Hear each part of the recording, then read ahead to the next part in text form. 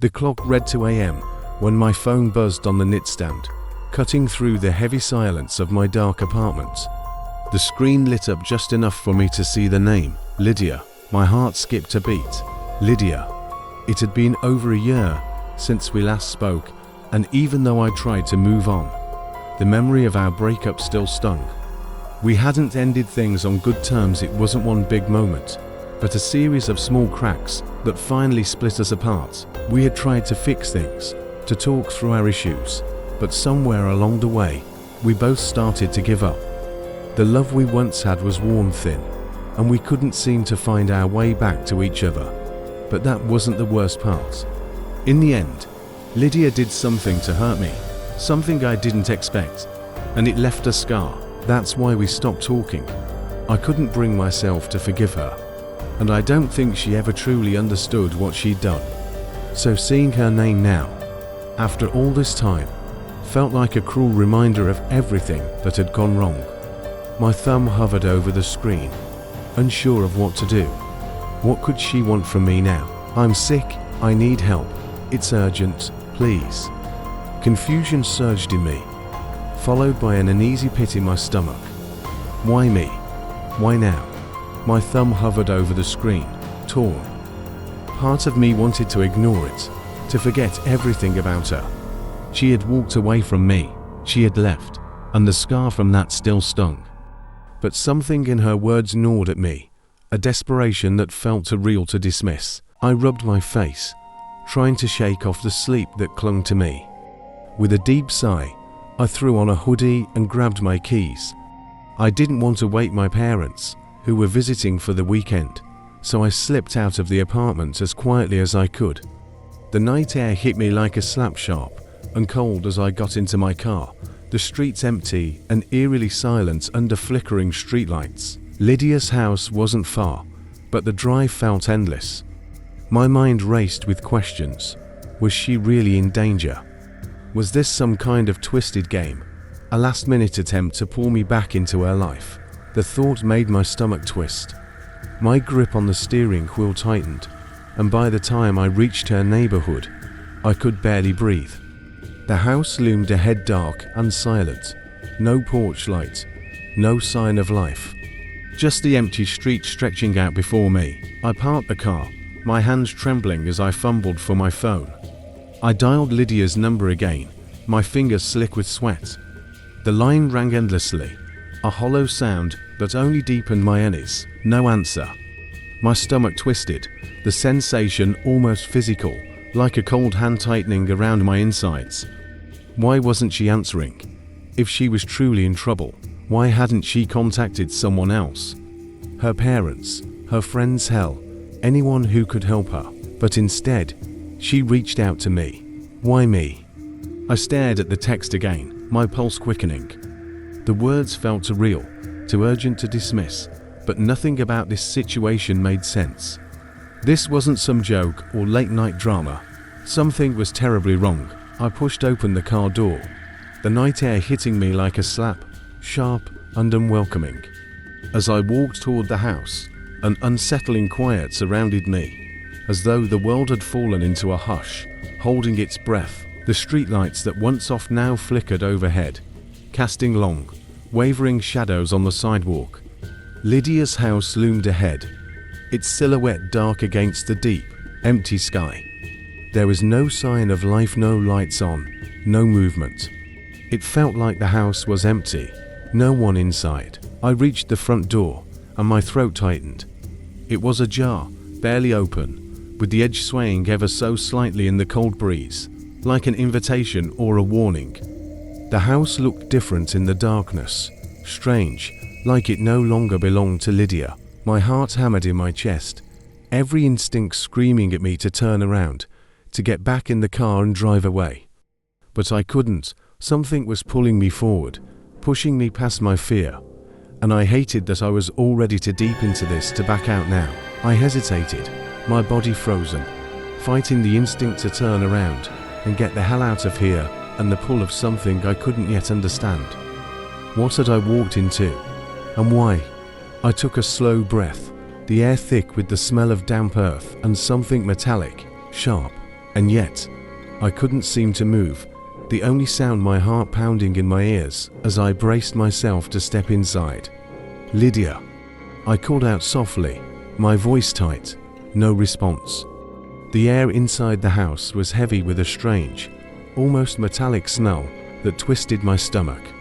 I stepped inside, the creaking floorboards under my feet too loud in the eerie silence. It felt wrong, too quiet, too cold. Then I heard it. A faint voice, trembling, coming from somewhere deeper inside the house. "Help me, please." My chest tightened, and I swallowed hard. My feet carried me down the hallway, each step pulling me closer to her bedroom. The door was closed, but the voice seemed to grow louder, the desperation in it sending a chill down my spine. Something wasn't right. The tone strained, hollow, made my gut twist with fear. I reached the door and knocked, my voice cracking as I called out, "Lydia, it's me. Are you okay?" There was silence, absolute silence. The voice stopped. I felt my breath catch in my throat. Slowly, the door creaked open, and I reached for the light switch, my fingers fumbling on the wall until the bulb flickered to life. The room was empty. I blinked, confusion clouding my thoughts. But before I could process what had just happened, something slammed into me from behind.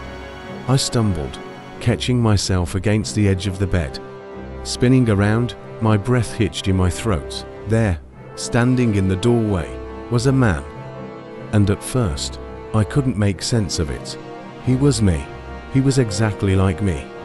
The same dark hair, slightly disheveled from sleep. The same height, the same posture, everything about him was the same, down to the scar on my left eyebrow. It was like staring into a mirror, but the reflection was wrong, somehow twisted. I felt my heart stop for a moment, my mind scrambling to find a logical explanation, but it wouldn't come. The resemblance was so perfect. It was terrifying, but it wasn't the face that froze me in place. No, it was the eyes, the cold, empty eyes that seemed to look right through me. His grin was wide, too wide, stretching unnaturally across his face. It didn't reach his eyes. The expression was hollow, like a mask, a cruel, mocking mask that didn't belong. I couldn't tear my gaze away from it. Something in that smile made the hairs on the back of my neck stand on end. A creeping unease crawling under my skin. I could feel the blood drain from my face, leaving me cold and dizzy, my legs turning to lead. This couldn't be real. This couldn't be happening. I was still staring, paralyzed, at the doppelganger, this thing that looked like me, but wasn't. It had to be some kind of sick joke, a trick, a hallucination, something to explain away the impossible reality of what stood before me. But no matter how hard I tried to rationalize it, the man standing in front of me was not a figment of my imagination. He was real, and he wasn't alone. But then, I saw her, Lydia. She was standing behind him, a mere shadow of the woman I once knew. Her face was pale, almost translucent, and her eyes were wide with fear, glossy as if she had been crying for hours. Her entire body was trembling, and she clung to the doppelganger's arm like a lifeline, as though he were her protector. She pointed at me with a shaking hand, her voice high and frantic. "That's him," she cried, her voice full of panic, as though seeing me was a death sentence. "That's the one who tried to kill me." I froze, my chest tightened as her words cut through me like a knife. The ground beneath me seemed to tilt, my world slipping out of focus. "Lydia, no, it's me, Aaron. I don't know who this is, but it's not me," I shouted, my voice hoarse, desperate, but she didn't respond. Her gaze was locked onto the doppelganger in front of her, her body stiff and unmoving. It was as if I didn't exist. I tried to take a step forward, but I couldn't make her hear me. I wanted to run to her, to shake her, to make her understand, but nothing I did seemed to matter. Her eyes were empty, void of recognition. She had turned her back on me, her whole focus on the thing wearing my face. Her expression was one of terror, as if she couldn't fathom anything more horrifying than my presence. Then, In a voice so quiet I could barely hear it, she whispered something to the doppelganger. His grin widened, a sickening, too wide smile that stretched across his face, devoid of any warmth or compassion. And then, with terrifying calmness, he reached into his pocket and pulled out a knife. The blade gleamed under the dim light, reflecting the moonlight filtering in through the window. He didn't look at me. He didn't need to. With deliberate slowness, he took a step toward me, each footfall echoing in the heavy silence, as if savoring my fear. "Lydia, please, listen to me." My voice cracked with desperation. "It's me. It's Aaron. Please believe me." I pleaded, but it was like speaking into an empty void. She stood there, unmoving, as if I didn't exist.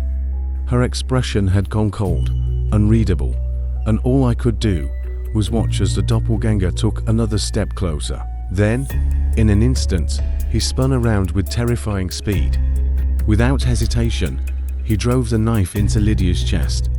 My stomach turned as I watched the blade sink deep into her skin. Her body jerked, and she gasped, her eyes wide with shock, unable to understand what had just happened. Blood poured from the wound, splashing onto the floor, soaking the pale fabric of her shirt. Her mouth opened in a silent scream, her body crumpling to the floor in a heap, her hands clutching weakly at the air. The world around me seemed to come to a standstill. Time slowed. I couldn't process what I had just witnessed. Lydia. The woman I loved was lying motionless on the floor, her eyes still open, staring at nothing, filled with betrayal. The blood pooling beneath her seemed endless, and I couldn't move. I was frozen, my body unresponsive, as the weight of her death pressed down on me like a crushing weight. My heart pounded in my ears, deafening in the silence. I couldn't tear my gaze away from her lifeless body, couldn't fathom the reality of what had just happened. Then, I heard the doppelganger's footsteps. He wasn't done. His gaze shifted to me, and his grin only grew wider, colder. His expression was empty, without any trace of emotion.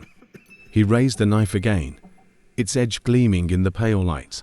Without warning, he lunged at me. I barely had time to react before the blade plunged deep into my side. The pain was immediate, a burst of fire that made me gasp. I staggered backward, barely able to keep my footing, the pain nearly knocking the wind out of me. I tried to run, to escape, but the doppelganger was too fast. He was upon me again in a heartbeat. This time, the blade sank into my chest. My breath caught in my throat as my vision blurred, the pain becoming all-consuming. As my consciousness began to slip away, I felt the cold blade tear through me once more, over and over, stabbing with relentless precision. My vision was fading, and I could hear the laughter. It was high-pitched, maniacal, a twisted version of my own voice, bubbling up from deep within the doppelganger. It echoed in my ears, growing louder and more frantic, as if the very sound of it was tearing at my sanity. I couldn't tell if it was real, or just the final echoes of my mind slipping into darkness. All I knew was that the last thing I heard was that laughter, and it filled me with the deepest, most soul-crushing fear I had ever known. I woke up with a startle, drenched in sweat, my heart pounding in my chest. The sharp pain in my side still throbbed, as if the knife had been real. I let out a shaky breath, running a hand through my hair. That felt so real, I muttered to myself. And then I heard her voice, soft, reassuring. "It's okay. It was just a nightmare. I'm here." I turned, startled, to see Lydia sitting beside me on the bed. Her hand rested gently on my arm, her presence grounding me in a way that should have been comforting. I glanced at my phone on the nightstand, its screen dark and silent. She wasn't supposed to be here. "That's not possible," I asked her in confusion. "Aren't you supposed to be in your house? Why are you?" But before I could finish my questions, then it buzzed. My breath hitched. I picked it up, my hands trembling. The message on the screen made my blood run cold. "I'm sick. I need help. It's urgent. Please." The time read 2 a.m.